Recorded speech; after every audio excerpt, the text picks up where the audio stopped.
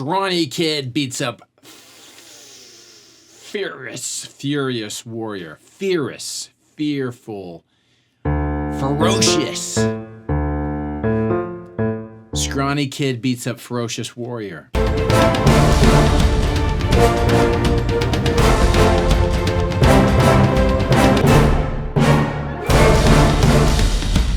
The scrawny kid that beats up the ferocious warrior. We're talking about David and Goliath, right? So, but what was it? We know the story, but what was it that allowed David to win? Well, we can say that the battle was the Lord's, so he won because God wanted him to win, because he was going to prove that he was the God of Israel, and the Philistines were just a bunch of schmucks. So, but there's more. I think it's also the element of surprise. I think the element of surprise is what the Lord used through David to win the day. So he used a slingshot, and then once he dazed the beast, he was able to cut off his head with his own sword. So the question is, what's your Goliath? Well, in the film world, your film is probably your Goliath, this project that you're trying to tackle. And it seems like, how can I do this? It doesn't even exist. I barely have an idea, right? Well, you've got to you got to go for it.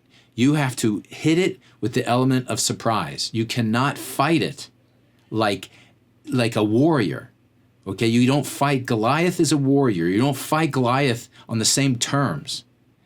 You have to fight him like the shepherd that David was. David watched out for his sheep. He was tending his flock. He knew how to protect them from the wolves, right? That's what we got to do. That's how we need to approach filmmaking. Don't fight with the enemy tactics. Okay? Does that kind of make sense?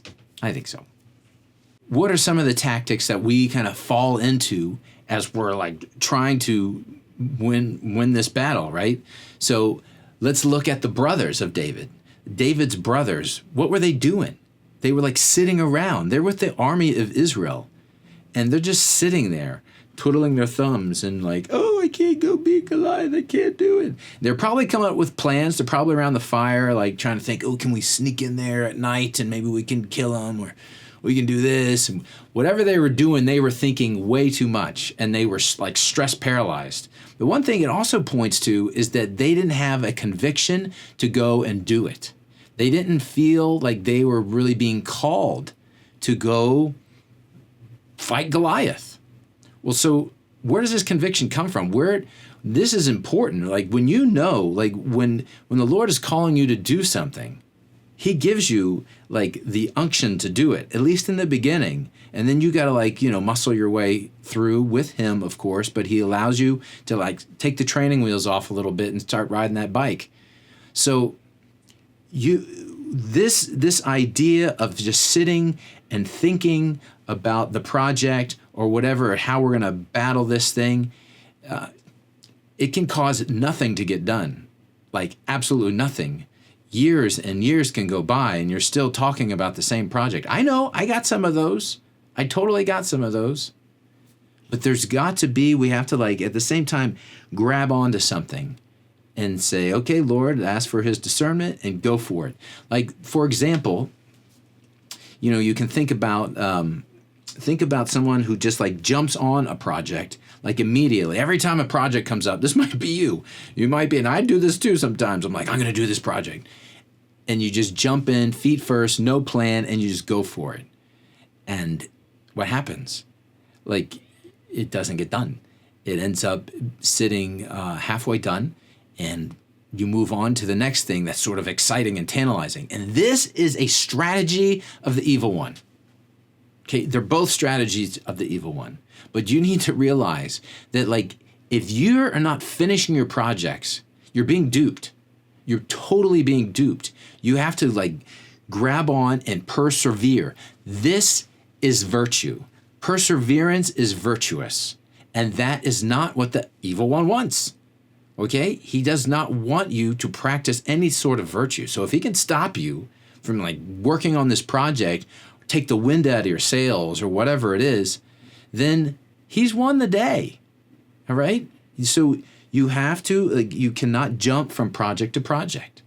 That's a big, one of the biggest things I think kills like independent filmmakers is they lose hope, they lose steam, they hit some roadblocks, and they think, oh, maybe this one's going to be easier. It's not. It's never easier. It's just hard. Filmmaking is hard. It's complicated. There's lots of moving parts. Everybody is like working for that one moment where they yell action, right? There's so much behind action, the things that happen before action. And you can't get to action if you just jump into your project and do no planning, and you can't get to action if you overplan. Organic things just happen on set too, and you gotta be okay with that. You don't worry about failing, being willing to take a risk. Okay, sometimes I think that's part of our thing is that we feel like we have to do things perfect. I feel like I have to do things perfect, but I have to constantly let that go. So I'm gonna give you an example, life example. I hate this example because it's painful, but I'm gonna tell you about it. And this is a project that I did plan, and I did jump into it too. And it still sits unfinished. All right? So I was working on this project. This idea was like ruminating in my head, and I think it's a brilliant idea. Well, of course I do, right? Because we all think our ideas are brilliant. But it's a really good idea. Probably for about 7 years, I was just sort of like having a moment here, a moment there, because I was working on this other animation project, so I couldn't really have tons of time to develop it, right? So then that's how it is, and there's good fruits. I figured out what format to do it in, what kind of genre, like all that kind of stuff. Like I was able to figure out in that 7 years of slowly letting it ruminate. But when the time came, boom, we did a fundraising campaign. It was a GoFundMe sort of thing, which is a whole nother beast, okay, a completely another beast to talk about. But we did that. We got 3 episodes written. We got all the pre-production done for it. We actually filmed the 3 episodes. We were editing it, but there was tons of green screen visual effects and tons of audio work. I mean, we had to ADR the whole thing. And that was purposeful. We knew we were gonna do that. But so we're in post-production, right? Meanwhile, our studio, the building we're in, they're getting ready to sell the building. So I've got I don't know when they're gonna sell, and they're trying hard to sell. And people were almost buying it, and then we're like, oh my goodness, we're gonna have to move, and then the deal would fall apart. And then someone would almost buy it, and then, oh my goodness, we're gonna have to move, and then the deal would fall apart. This happened like multiple times. It was just like, and you don't know. You don't, like, if they buy the building, we may have I don't know, a month to get out. I don't know how quickly they want to close. So, but they weren't gonna let us stay in the building and keep renting the space. So then something popped up, this other new studio space potential popped up. And just to keep it a long story short, it was like the idea of do I jump ship and try to get into this new space, pause production or post-production, move into the space, and then, finish there? I wish I would have stayed put. And finish the post-production, because we didn't know it, but we ended up having probably enough time to do that before they were able to sell that building. And then the other building we moved into, it didn't work out. It only worked out for a short period of time. And then our studio had to go be a homeless studio, and figuring out where to store all our gear, where to store all our props and all that stuff. It's a mess. It's a mess. And sometimes I think with things like that, the battle is the Lord's. You may have huge obstacles in front of you, huge ones, things that don't seem possible. I did not see a way out of the studio situation. I thought I had to move. And sometimes you do gotta move, but sometimes you just gotta hunker down too. But how do you do that? How do you know? You've got to hear the voice of the Lord to know when to do that. to be able to discern his heart. Like St. Paul talks about, like, be transformed by the renewal of your mind. If you're transformed by the renewal of your mind, then you will know the heart, the mind of God. You will know what is good, true, beautiful, and pleasing. Like, can you imagine knowing the heart of mind of God? Like, I would have stayed put and said, no, we're going to finish it. And that project is still not done today. I had to like finally just like put a pause on it. And that's painful. It's embarrassing to say, but it's true. And I hope to get back to it, but I can't do it right now. I can't do it right now because that sort of that window has sailed. Can a window sail? Let me think about that for a second. Maybe the ship has sailed, right? But you know what I mean. The window is closed. The ship has sailed. I got a friend who loves the puns like that. He says, it's funny. I love watching them get a kick out of it. They talk about, it's instead of a bean counter, they say pencil counters and bean pushers, that's not how the saying goes, right? It's like bean counter and pencil pusher. Now I don't even know. I'm sitting here thinking about it. I'm totally off subject. Okay, let's come back.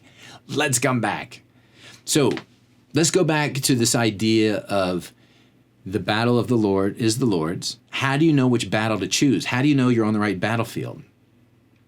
Well, you have to practice hearing the voice of God, like presenting your project before him and saying, what do you want me to do with this, Lord? What should I do with this? So here is a tactic. Next time you're driving in the car, you're going to the post office or wherever you're going, grocery store, the place you know where to go, but there's a couple ways you could get there. Just ask the Lord. Just say, which way do you want me to go? Like, should I go left? Should I go right? Should I go straight? Just ask him and just listen. And you're going to hear your voice is going to, no, the traffic and the lights and this and that, you should go this way. That's your voice, okay? And then you may hear some kind of evil voice, it doesn't sound evil, but usually that one's the loudest. Usually whatever's come from the devil is the loudest voice. He's got a big mouth and he doesn't know how to shut it. And that's one of the clues. But that soft, gentle breeze voice that like one of the Old Testament prophets, I can't think of his name right now, was it Elijah? We'll say it, pretend. I could be wrong. But he heard it in the gentle wind. That was the voice of the Holy Spirit. And try to discern what that is. And he may take you a different way than you're used to going. More than likely he will. Or he may take you straight to the easiest way to get there. But sometimes he takes us and we go, I don't want to go that way. That seems like the long way. It might be. But this way may keep you out of traffic. Or this way might actually put you in traffic so you miss an accident that you were going to get in. You never know. And this is like the mystery. It's fascinating to think. Like if we let the Lord lead us in these simple little things, then he can lead us in the big things. Because if you're not willing to listen to him in traffic, how are you going to listen to him when he wants you to do something really big, like 1,000 times bigger, like a production for his glory? And that's what this is about anyways. This is about doing it for his glory. So let's do what he wants to do. The battle is the Lord's. You want to make sure you're on the right battlefield. Discern, practice listening to God so that you can whip Goliath.